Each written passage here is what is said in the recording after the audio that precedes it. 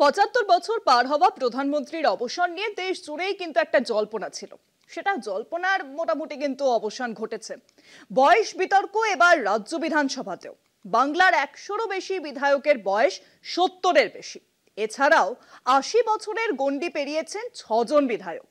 সাদা চুলের বিধায়কদের অধিকাংশই যদিও শাসক দলের।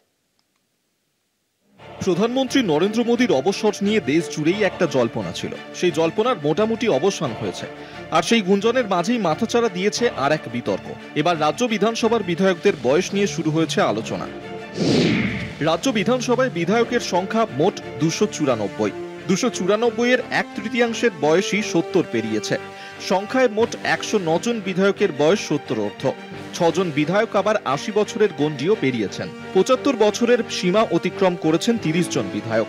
৮০ ও ৭৫ বছর পার হওয়া ৩৬ জন বিধায়কই তৃণমূলের। ৭০ পেরোনো বিজেপি বিধায়কের সংখ্যা ৫। ৭০ পার হওয়া বাকি ৬৮ জন বিধায়কও জোড়া ফুলের। এই চিত্র দেখে রাজনৈতিক পর্যবেক্ষকদের অভিমত, পশ্চিমবঙ্গ বিধানসভা কার্যত সাদা চুলের মেলা হয়ে উঠেছে। কিন্তু খেয়াল রাখা দরকার যে তৃণমূল নেত্রী মমতা বন্দ্যোপাধ্যায় তৃণমূলে অভিজ্ঞদের অগ্রাধিকার দিয়েছেন। বিধানসভা বা লোকসভার প্রার্থী বাছাইয়ের সময় বারবার এই বয়স বিতর্ক তৃণমূলে মাথাচাড়া দিয়েছে। ২০২৬ সালের বিধানসভা ভোটের আগেও একইভাবে নবীন প্রবীণ বিতর্ক শুরু হবে বলেই মনে করছে রাজনৈতিক মহল। কলকাতা টিভি।